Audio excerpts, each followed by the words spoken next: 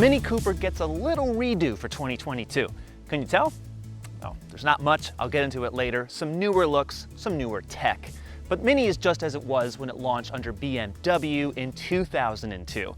This is the John Cooper Works. It's one of the fastest and most expensive Minis in the lineup.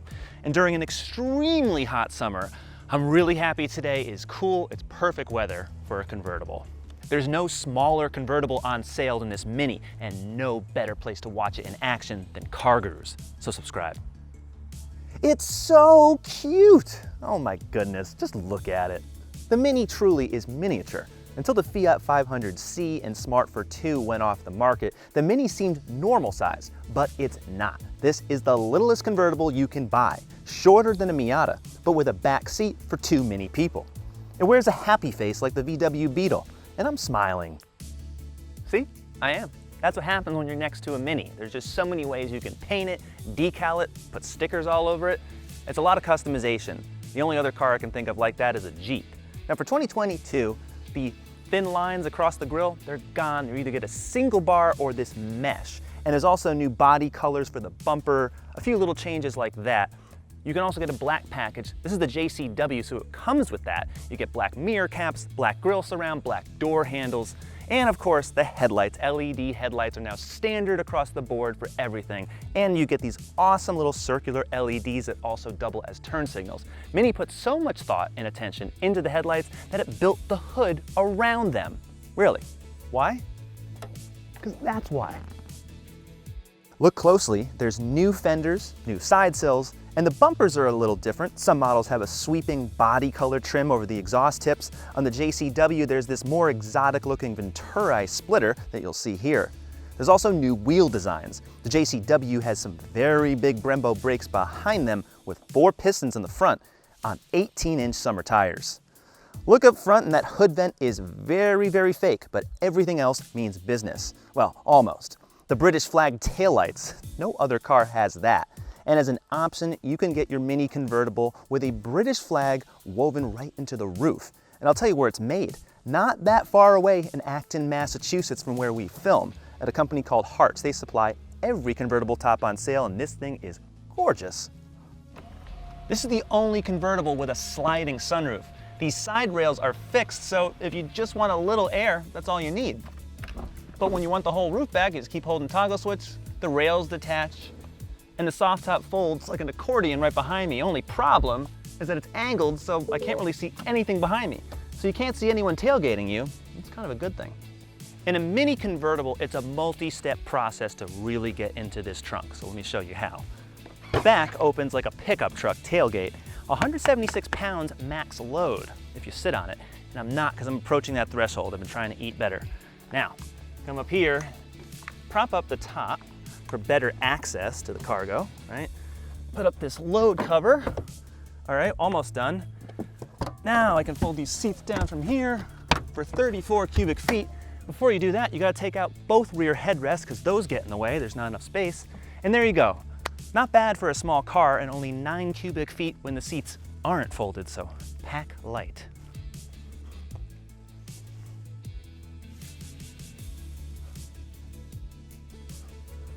If you sleep on a twin mattress, you'll feel right at home in a Mini. For 1 adult, it's tight. For 2, well, make sure you really like the other person and confirm they've showered. New for 2022, standard forward collision alert with emergency braking, lane keep assist, and Sirius XM. The digital instrument panel is now standard, but it's not fully digital. The tach and fuel gauge are backlit. The main screen is little and it's blurry, which doesn't match the 9-inch screen in the center. That's very crisp. The smaller 6.5-inch screen is out. Mini uses a version of BMW iDrive, from these knobs and buttons here on the console to the basic menu structure on the screen. So you can just swipe and tap, or you can twist and push. It's up to you. The home screen has circular tiles and you can swipe. You can make a split screen to show more info. And because it's a Mini, it has to be weird. Every car has a trip odometer, but only in a Mini convertible do you get an openometer. It tracks how many hours down to the minute that the convertible top is lowered over the whole life of the car or on your trip. So it's got to convince you to keep it down and wear it proud. There's also a sport mode, I guess you could call it a prep feature. You can cycle through these different graphics. It'll put sunglasses on your Mini, let you know if there's enough fuel, and then it'll tell you to engage sport mode if you haven't already. Every Mini has a mood ring, this band of color in this big giant circle. It's ambient lighting, but it also responds to your inputs. So if I change the volume, it'll do that. Put the climate control on, it'll tell me the fan. Gives you a nice visual representation of what's going on. There's many more things it'll do, from the phone to nav to parking sensors it'll flash. Useful, quirky, good. If you engage the green mode, that's the eco mode, you get minimalism, which will show your Mini against a sailboat to show you how, I guess, you're coasting and how efficient you're being. But that's not really that much fun. Other features you won't find in normal cars: toggle switches and these loop separators, all the weird sounds. And on the JCW, these one-piece bucket seats that combine leather, faux suede, and cloth with this checker pattern stitching and 2 different colors of stitching. They are very snug. Some bad features you won't find in other cars, but you do in a Mini: tiny doormat pockets, this center armrest that can only hold a phone, and it gets in the way of the controls. Plus, the steering wheel knuckle grips are just way too thick. They really reduce the steering feel. What's not reduced in the Mini JCW? Power.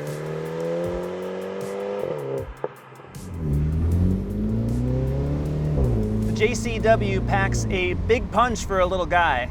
It's BMW's turbo 2-liter inline-4. You can find it in vehicles like the X1 or the 2 Series Grand Coupe, but in this car, 228 horsepower and 236 pound-feet of torque. That's the same rating as the BMW's, but this is much smaller and lighter.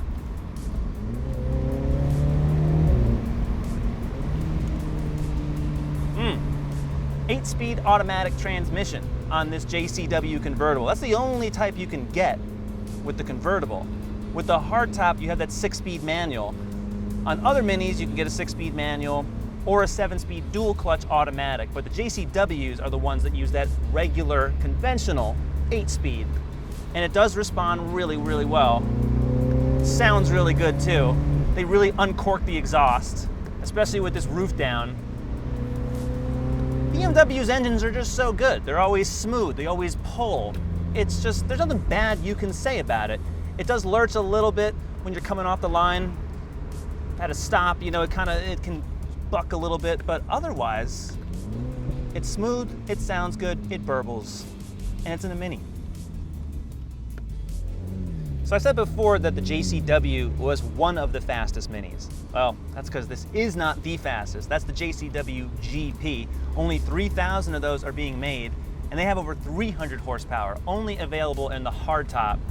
That thing really cooks, but you can get that same engine in the JCW Countryman, that's the 4-door kind of SUV-ish Mini, or the Clubman.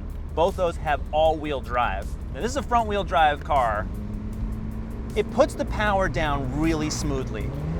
Even when you're on the gas, around turns, you don't really feel torque steer. I think Mini really has done a good job of limiting that problem when you're on the gas really, really hard.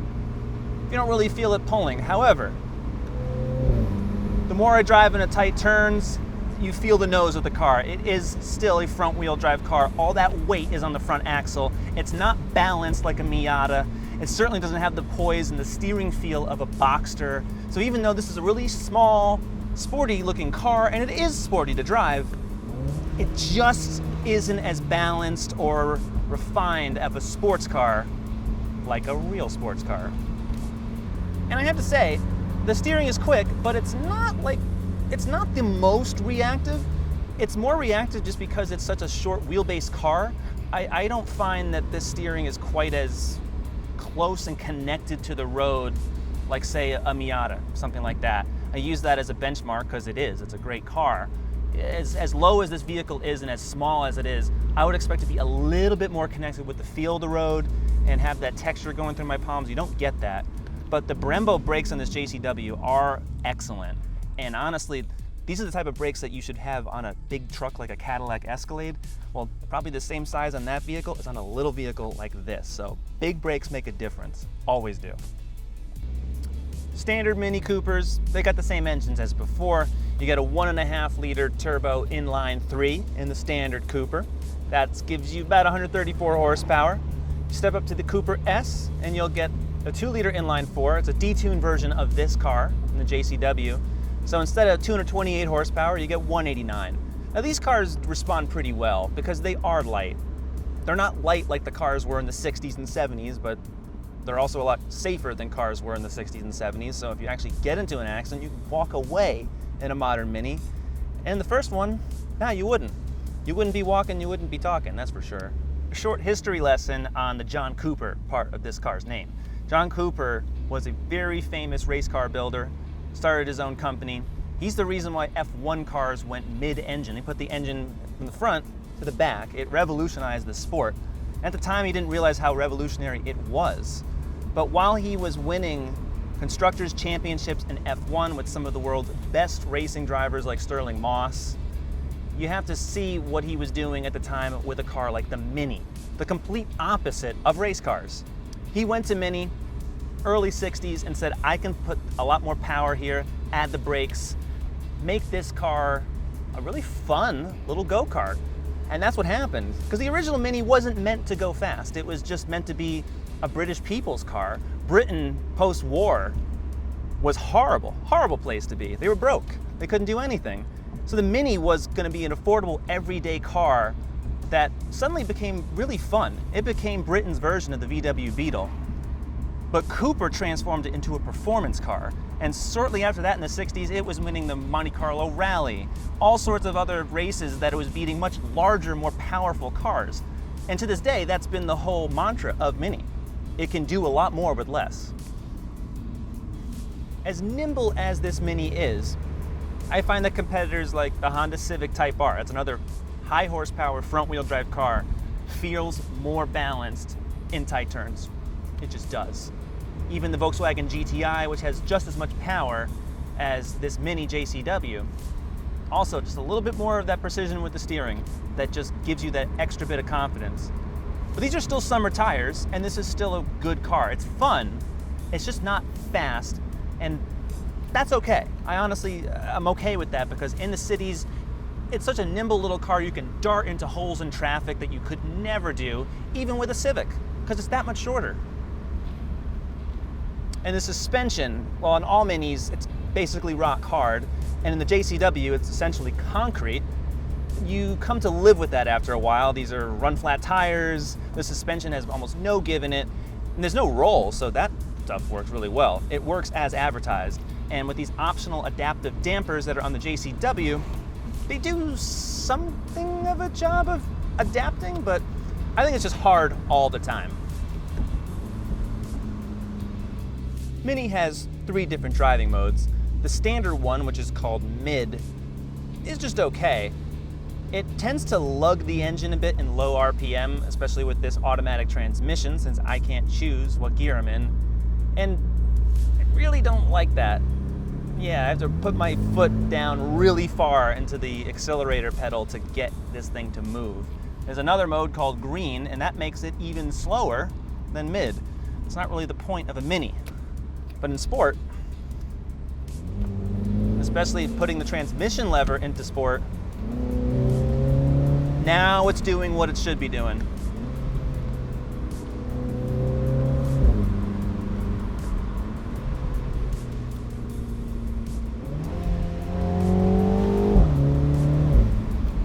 Really nice quick shifts here.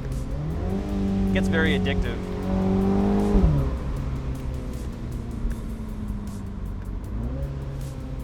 Almost doesn't make me think I want a manual. But then I can't shift gears and I do want a manual. If you're buying a Mini, you're paying a lot for a little car. That's always been the selling point. This JCW is $46,250 with destination. A base 2-door hardtop starts at $23,000. It's a premium small car. The style, the packaging, the driving, it feels unique all of the time. But you can get a Volkswagen GTI for less, or a Hyundai Veloster N, or a Civic Type R. These are all serious little hatchbacks, but none of them are a convertible. So that makes this Mini right here a class of 1. I wouldn't live with this car because it's too small inside, and I'd want the higher performance of an all-wheel drive car if I'm being asked to pay $46,000. What do you think? Do you own a Mini? Would you buy one? Read more about Mini at CarGurus.com, subscribe to our YouTube channel, and thanks for watching. We'll see you next time.